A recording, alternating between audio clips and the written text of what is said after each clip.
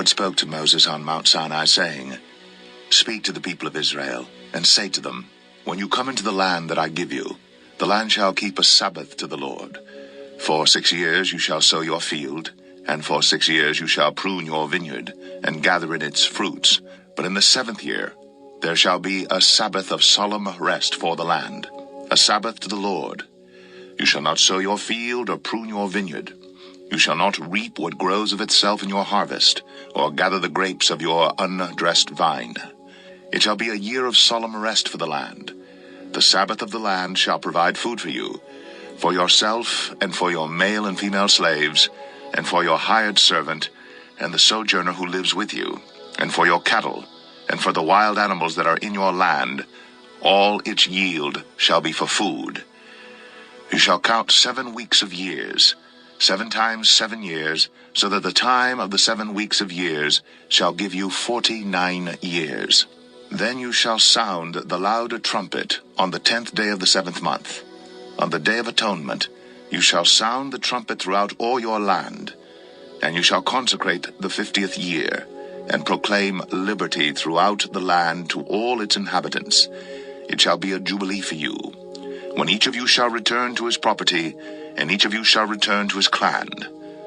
That 50th year shall be a jubilee for you. In it you shall neither sow nor reap what grows of itself, nor gather the grapes from the undressed vines, for it is a jubilee. It shall be holy to you. You may eat the produce of the field. In this year of jubilee each of you shall return to his property, and if you make a sale to your neighbor, or buy from your neighbor, you shall not wrong one another. You shall pay your neighbor according to the number of years after the Jubilee, and he shall sell to you according to the number of years for crops. If the years are many, you shall increase the price, and if the years are few, you shall reduce the price, for it is the number of the crops that he is selling to you. You shall not wrong one another, but you shall fear your God, for I am the Lord your God. Therefore, you shall do my statutes, and keep my rules, and perform them. And then you will dwell in the land securely. The land will yield its fruit, and you will eat your fill, and dwell in it securely. And if you say, What shall we eat in the 7th year, if we may not sow or gather in our crop? I will command my blessing on you in the 6th year, so that it will produce a crop sufficient for 3 years. When you sow in the 8th year, you will be eating some of the old crop. You shall eat the old until the 9th year, when its crop arrives. The land shall not be sold in perpetuity, for the land is mine. For you are strangers and sojourners with me, and in all the country you possess, you shall allow a redemption of the land. If your brother becomes poor and sells part of his property, then his nearest redeemer shall come and redeem what his brother has sold. If a man has no one to redeem it, and then himself becomes prosperous and finds sufficient means to redeem it, let him calculate the years since he sold it, and pay back the balance to the man to whom he sold it, and then return to his property. But if he has not sufficient means to recover it, then what he sold shall remain in the hand of the buyer until the year of Jubilee. In the Jubilee it shall be released, and he shall return to his property. If a man sells a dwelling house in a walled city, he may redeem it within a year of its sale. For a full year he shall have the right of redemption. If it is not redeemed within a full year, then the house in the walled city shall belong in perpetuity to the buyer throughout his generations. It shall not be released in the Jubilee. But the house of the villages that have no wall around them shall be classified with the fields of the land. They may be redeemed, and they shall be released in the Jubilee. As for the cities of the Levites may redeem at any time the houses in the cities they possess. And if one of the Levites exercises his right of redemption, then the house that was sold in a city they possess shall be released in the Jubilee. For the houses in the cities of the Levites are their possession among the people of Israel. But the fields of pasture land belonging to their cities may not be sold, for that is their possession forever. If your brother becomes poor and cannot maintain himself with you, you shall support him as though he were a stranger and a sojourner, and he shall live with you. Take no interest from him or profit, but fear your God, that your brother may live beside you. You shall not lend him your money at interest, nor give him your food for profit. I am the Lord your God, who brought you out of the land of Egypt to give you the land of Canaan, and to be your God. If your brother becomes poor beside you, and sells himself to you, you shall not make him serve as a slave. He shall be with you as a hired servant, and as a sojourner. He shall serve with you until the year of the Jubilee. Then he shall go out from you, he and his children with him, and go back to his own clan, and return to the possession of his fathers. For they are my servants, whom I brought out of the land of Egypt. They shall not be sold as slaves. You shall not rule over him ruthlessly, but shall fear your God. As for your male and female slaves whom you may have, you may buy male and female slaves from among the nations that are around you. You may also buy from among the strangers who sojourn with you and their clans that are with you, who have been born in your land, and they may be your property. You may bequeath them to your sons after you to inherit as a possession forever. You may make slaves of them. But over your brothers, the people of Israel, you shall not rule, one over another ruthlessly. If a stranger or sojourner with you becomes rich, and your brother beside him becomes poor, and sells himself to the stranger or sojourner with you, or to a member of the stranger's clan, then after he is sold, he may be redeemed. One of his brothers may redeem him, or his uncle or his cousin may redeem him, or a close relative from his clan may redeem him, or if he grows rich, he may redeem himself. He shall calculate with his buyer from the year when he sold himself to him until the year of Jubilee, and the price of his sale shall vary with the number of years. The time he was with his owner shall be rated as the time of a hired servant. If there are still many years left, he shall pay proportionately for his redemption some of his sale price. If there remain but a few years until the year of Jubilee, he shall calculate and pay for his redemption in proportion to his years of service. He shall treat him as a servant hired year by year. He shall not rule ruthlessly over him in your sight. And if he is not redeemed by these means, then he and his children with him shall be released in the year of Jubilee. For it is to me that the people of Israel are servants. They are my servants, whom I brought out of the land of Egypt. I am the Lord your God. Leviticus 26. You shall not make idols for yourselves, or erect an image or pillar. And you shall not set up a figured stone in your land to bow down to it. For I am the Lord your God. You shall keep my Sabbaths, and reverence my sanctuary. I am the Lord. If you walk in my statutes, and observe my commandments and do them, then I will give you your rains in their season, and the land shall yield its increase, and the trees of the field shall yield their fruit. Your threshing shall last to the time of the grape harvest, and the grape harvest shall last to the time for sowing. And you shall eat your bread to the full, and dwell in your land securely. I will give peace in the land, and you shall lie down, and none shall make you afraid. And I will remove harmful beasts from the land, and the sword shall not go through your land. You shall chase your enemies, and they shall fall before you by the sword. 5 of you shall chase 100, and 100 of you shall chase 10,000, and your enemies shall fall before you by the sword. I will turn to you, and make you fruitful, and multiply you, and will confirm my covenant with you. You shall eat old store long kept, and you shall clear out the old to make way for the new. I will make my dwelling among you, and my soul shall not abhor you. And I will walk among you, and will be your God, and you shall be my people. I am the Lord your God, who brought you out of the land of Egypt, that you should not be their slaves. And I have broken the bars of your yoke, and made you walk erect. But if you will not listen to me, and will not do all these commandments, if you spurn my statutes, and if your soul abhors my rules, so that you will not do all my commandments, but break my covenant, then I will do this to you. I will visit you with panic, with wasting disease, and fever that consume the eyes, and make the heart ache. And you shall sow your seed in vain, for your enemies shall eat it. I will set my face against you, and you shall be struck down before your enemies. Those who hate you shall rule over you, and you shall flee when none pursues you. And if, in spite of this, you will not listen to me, then I will discipline you again sevenfold for your sins, and I will break the pride of your power, and I will make your heavens like iron, and your earth like bronze, and your strength shall be spent in vain. For your land shall not yield its increase, and the trees of the land shall not yield their fruit. Then if you walk contrary to me, and will not listen to me, I will continue striking you sevenfold for your sins, and I will let loose the wild beasts against you, which shall bereave you of your children, and destroy your livestock, and make you few in number, so that your roads shall be deserted. And if by this discipline you are not turned to me, but walk contrary to me, then I also will walk contrary to you. And I myself will strike you sevenfold for your sins, and I will bring a sword upon you, that shall execute vengeance for the covenant. And if you gather within your cities, I will send pestilence among you, and you shall be delivered into the hand of the enemy.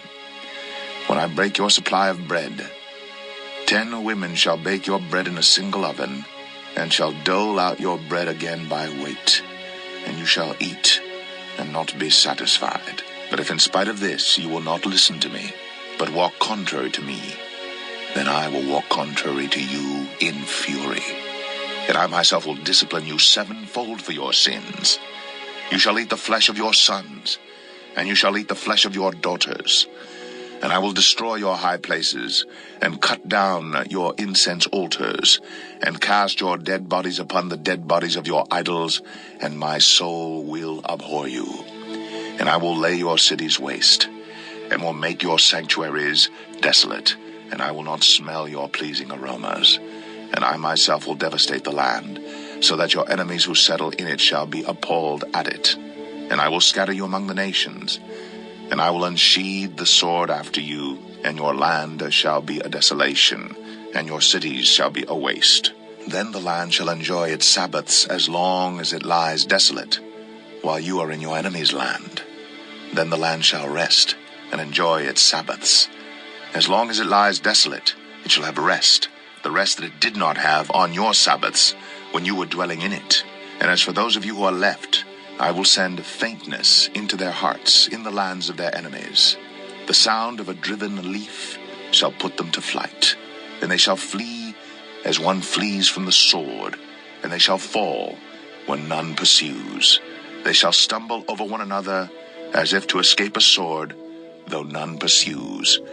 And you shall have no power to stand before your enemies, and you shall perish among the nations, and the land of your enemies shall eat you up, and those of you who are left shall rot away in your enemies' lands because of their iniquity, and also because of the iniquities of their fathers. They shall rot away like them. But if they confess their iniquity, and the iniquity of their fathers in their treachery, that they committed against me, and also in walking contrary to me, so that I walked contrary to them, and brought them into the land of their enemies, if then their uncircumcised heart is humbled, and they make amends for their iniquity, then I will remember my covenant with Jacob, and I will remember my covenant with Isaac, and my covenant with Abraham, and I will remember the land. But the land shall be abandoned by them, and enjoy its Sabbaths while it lies desolate without them. And they shall make amends for their iniquity, because they spurned my rules, and their soul abhorred my statutes. Yet for all that, when they are in the land of their enemies, I will not spurn them, neither will I abhor them so as to destroy them utterly, and break my covenant with them. For I am the Lord their God.